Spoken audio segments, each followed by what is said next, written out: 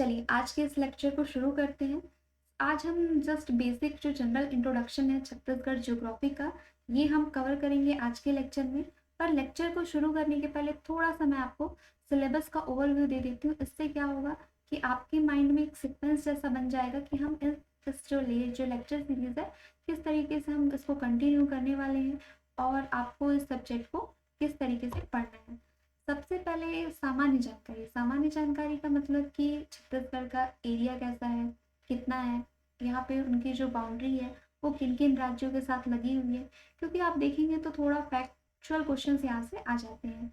उसके बाद हम सबसे पहला टॉपिक जस्ट सेकेंड टॉपिक हम स्टार्ट करेंगे जो यहाँ की भूगर्भिक संरचना है। अब भूगर्भिक संरचना का मतलब क्या होता है? इसका मतलब होता है कि जैसे यहाँ पर कौन कौन सी चट्टानें पाई जाती हैं, क्योंकि छत्तीसगढ़ ज्योग्राफी या फिर आप अगर इंडियन ज्योग्राफी में पढ़ते हैं, इसमें क्या है, चीज़ें एक दूसरे से इंटर रिलेटेड है। क्योंकि किसी भी एरिया में, किसी भी कंट्री में या फिर किसी भी स्टेट में जैसे वहाँ पर रॉक ग्रुप्स पाए जाएंगे, जैसे ही वहाँ की चट्टानें होंगी, वैसे ही वहाँ पर खनिज होगा, वैसे ही वहाँ पर कृषि होगी, वैसे ही वहाँ की मिट्टियाँ होगी। तो वो सब चीज़ें क्या है, एक दूसरे से इंटर रिलेटेड है। तो आप सिक्वेंस में पढ़ते जाइए, आपको सारी चीज़ें अच्छी तरह से समझ में आ जाएगी। और कुछ नहीं समझ में आता है तो आप कमेंट कर सकते हैं। चलिए, तो इसके बाद यहाँ पर हम प्राकृतिक विभाजन देखेंगे। प्राकृतिक विभाजन का क्या मतलब होता है? इसका मतलब होता है कि यहाँ पर कौन कौन से पर्वत हैं, कौन कौन से पठार हैं, कौन कौन से जिले में क्या क्या चीज़ें आती हैं। तो इसके अंतर्गत ये हम चीज़ें देख लेंगे। उसके बाद हम ड्रेनेज सिस्टम यानी कि अपवाह तंत्र देखेंगे।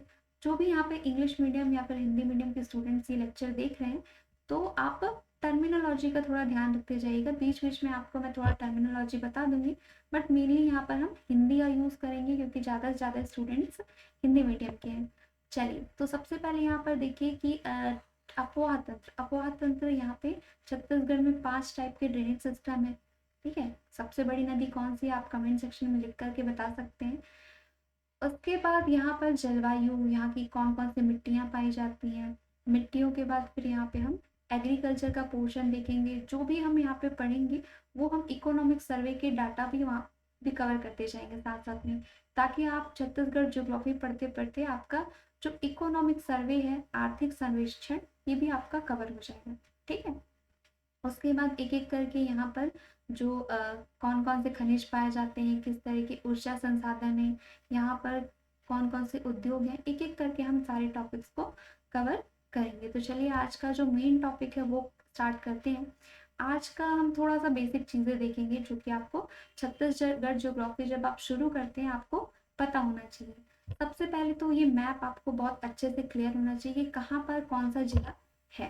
ठीक है, आपने सभी लोगों ने मैप लगाया होगा, नहीं लगाया है तो बिल्कुल लगा लीजिए और इसको अच्छे तरह से समझ लीजिए कि कहाँ पर कौन सा जिला है, क्योंकि ये काफ़ी काम की चीज़ है। क्योंकि आपको हर एक चैप्टर में मैप की ज़रूरत पड़ेगी। हम सारी चीज़ें मैप के थ्रू ही समझेंगे।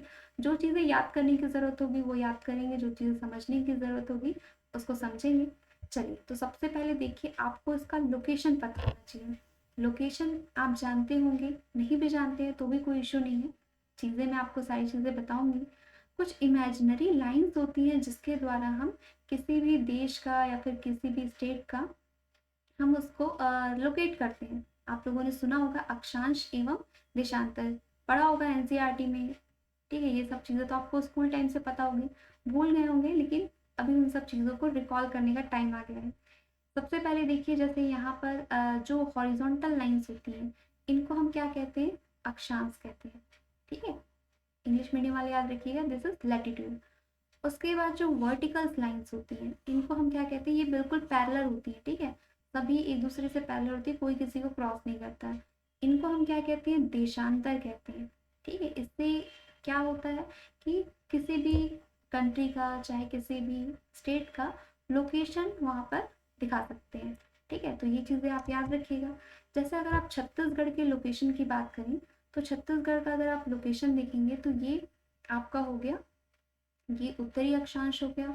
उसके बाद ये पूर्वी देशांतर हो गया, और इसका अगर आप एंड पॉइंट आप देखेंगे तो ये बीजापुर सबसे आखिरी छोर है। ठीक है, तो यहाँ पर ये इसका पूर्वी देशांतर हो गया, और लास्ट में अगर आप ये एंड में देखेंगे तो ये आपका उत्तरी देशांतर। आप लोग इस चीज़ को अच्छे से नोट डाउन कर लीजिए, क्योंकि ये भी एक बार क्वेश्चन पूछा गया है कि छत्तीसगढ़ का जो एक्सटेंशन है, विस्तार है, वो कहाँ से कहाँ तक का है। तो फिर इसमें जो अगर आप इसका उत्तरी अक्षांश देखेंगे और दक्षिणी जो ये पूर्वी देशांतर है, इसको आप अच्छे से ध्यान से देखिए।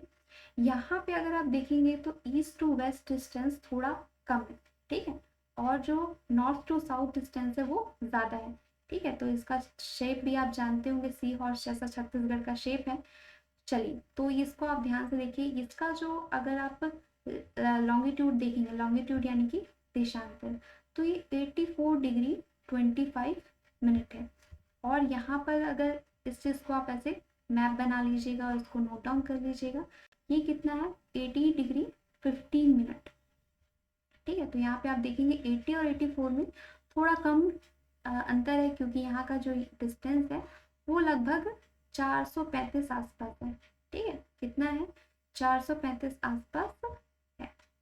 उसके बाद अगर आप नॉर्थ टू साउथ डिस्टेंस देखेंगे, नॉर्थ टू साउथ डिस्टेंस जो है ये कुछ 700 से 800 है। अगर आपको ऑप्शन में 700 मिलता है तो आप 700 कर सकते हैं, या अदरवाइज आप 800 भी कर सकते हैं, ठीक है। ये जो साउथ टू नॉर्थ डिस्टेंस है ये लगभग 700 to 800 किलोमीटर्स है, ठीक है। अब उसके बाद अगर आप नेक्स्ट देखेंगे कि छत्तीसगढ़ का टोटल एरिया कितना है, ठीक है। छत्तीसगढ़ का अगर आप टोटल एरिया देखेंगे तो 135,192, तो ये तो वो बहुत ही कॉमन चीज़ है। अभी क्या है, छत्तीसगढ़ का लेवल बढ़ गया छत्तीसगढ़ जीके का। अगर आप क्वेश्चंस देखेंगे तो थोड़े कॉन्सेप्चुअल आने लगे हैं, तो हर एक चीज़ को आपको बिल्कुल याद नहीं करना है, समझते हुए चलना है। 135,192 किलोमीटर स्क्वायर। उसके बाद अगर आप देखेंगे कि ये जो 135,192 है, पूरे इंडिया का कितना परसेंटेज एरिया छत्तीसगढ़ ऑक्यूपाई करता है, तो ये है 4.11%। तो ये चीज़ भी आप अच्छे से दिमाग में याद रखिएगा, आपको कहीं काम आ सकता है। उसके बाद यहाँ पर हम थोड़ा बाउंड्री के बारे में डिस्कस करेंगे कि छत्तीसगढ़ की जो बाउंड्री है वो किन किन राज्यों के साथ लगी हुई है, क्योंकि ये भी आपको कहीं पर पूछा जा सकता है। यहाँ से रिलेटेड जो जो फैक्चुअल चीज़ें हैं आपको पूछी जा सकती है, वो मैं आपको बताऊंगी, आप साथ साथ में नोट डाउन करते जाइएगा। सबसे पहले क्या करना चाहिए आपको, आपको ये जो मैप है उसमें मैं कुछ लाइन ड्रॉ करने बोलूँगी। अगर आप उन लाइंस को ड्रॉ कर लेते हैं तो जो बाउंड्री से रिलेटेड क्वेश्चन है वो तो आपको बिल्कुल ही एकदम आसानी से बन जाएंगे। नहीं समझ में आएगा तो आप बताइएगा, इसको हम फिर एक बार कर सकते हैं, क्योंकि जो भी चीज़ है आप अच्छे से समझते चलिए, क्योंकि समझना सबसे ज़्यादा इम्पॉर्टेंट है। अगर आप ये वीडियो देख रहे हैं तो टाइम जो है वो बहुत इम्पॉर्टेंट है, इसलिए आप अच्छे से आप समझते चलिए। सबसे पहले आपको स्टेप नंबर 1 इसमें क्या करना है कि जो ये बलरामपुर है, यहाँ पर आप इस तरीके से 2 लाइंस ड्रॉ कर दीजिए। अब आपने ये 2 लाइन ड्रॉ कर दी। अब आप नीचे आएंगे यहाँ सुकमा में, सुकमा में भी आप क्या करिए, इस तरीके से 2 लाइंस ड्रॉ कर दीजिए। तो ये जो 2 लाइंस है ये आंध्र प्रदेश के लिए हो गई, और यहाँ जो बलरामपुर में आपने 2 लाइंस ड्रॉ किए ये आपने उत्तर प्रदेश। तो इससे आपको समझ में आ गया उत्तर प्रदेश और जो आंध्र प्रदेश है ये दोनों एक ही राज्य को मतलब एक ही जिले को टच करते हैं। कौन सा है वो, बलरामपुर। उसके बाद आपको ऐसे क्लॉकवाइज डायरेक्शन में चलना है। एक लाइन आप ड्रॉ करेंगे यहाँ पर जशपुर, ठीक है। जशपुर में आपने एक लाइन ड्रॉ की, फिर जस्ट आप चले जाएंगे बिल्कुल डायगोनली। डायगोनली अगर आप चाहते हैं तो ये देखिए ये है यहाँ पर बीजापुर। बीजापुर में अगर आप देखेंगे तो बीजापुर में ये जो लाइंस आपको दिख रही है कि ये इस पोर्शन में आप देखिए बीजापुर में आपने इस तरह से ड्रॉ कर दिया, तो ये महाराष्ट्र के लिए अलग से हो गया। उसके बाद एक लाइन आप ड्रॉ करिए राजनांदगांव के पास, तो यहाँ से ये इतना तक का जो पोर्शन है वो महाराष्ट्र में आ जाएगा। उसके बाद यहाँ पर आप नेक्स्ट देखेंगे तो ये इतना से इतना जो पूरा पोर्शन है ये मध्य प्रदेश का एरिया है।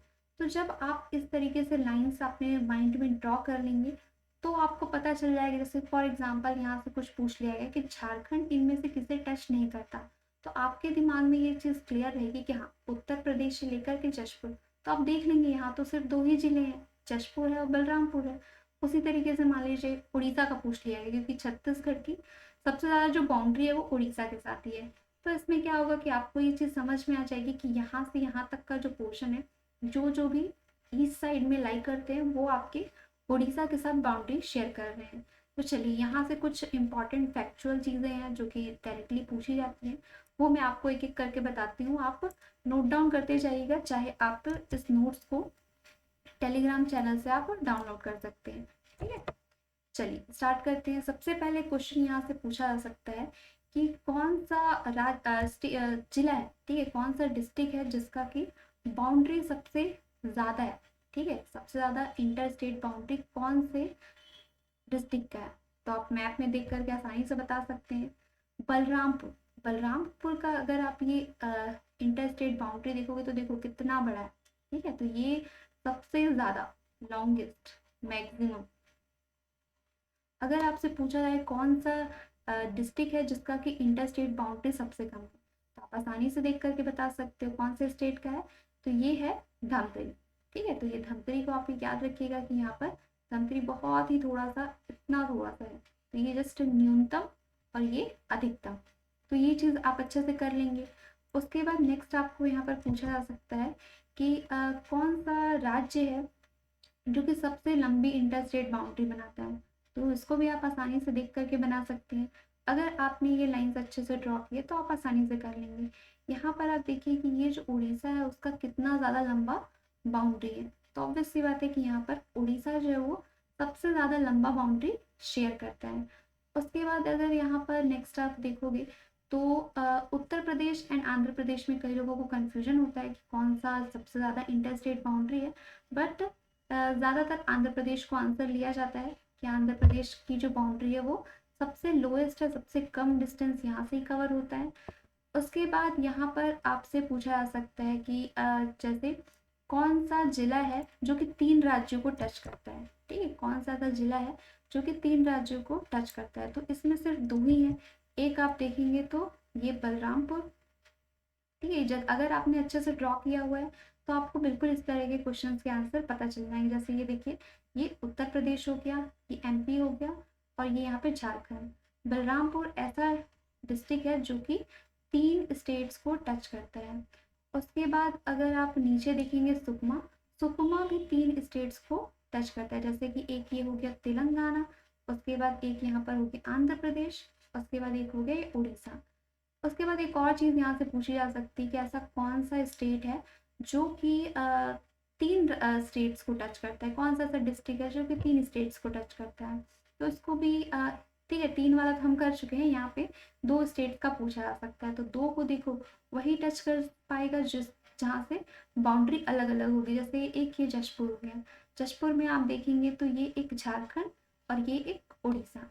उसके बाद नेक्स्ट अगर आप देखते हैं तो यहाँ पर देखिए राजनांदगांव, राजनांदगांव भी क्या है, एमपी एंड महाराष्ट्र। उसके बाद यहाँ पर अगर आप बीजापुर में देखेंगे तो महाराष्ट्र एंड तेलंगाना। तो इस तरीके से आपको बाउंड्री से रिलेटेड क्वेश्चंस एमसीक्यूज आप करके देखिएगा।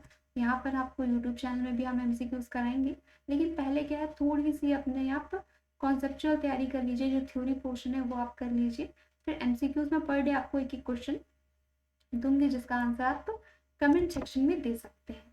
ठीक है, तो ये चीज़ें थी बाउंड्री से रिलेटेड क्वेश्चंस। अब इसके बाद जो भी टॉपिक है हम नेक्स्ट क्लास में कवर करेंगे। तो आज के लिए मैं आपको एक क्वेश्चन दे देती हूँ, आप यहाँ पे उस क्वेश्चन का आप आंसर करिएगा कमेंट सेक्शन में। इससे पता चलेगा कि कौन इस लेक्चर को ध्यान से देख रहा था।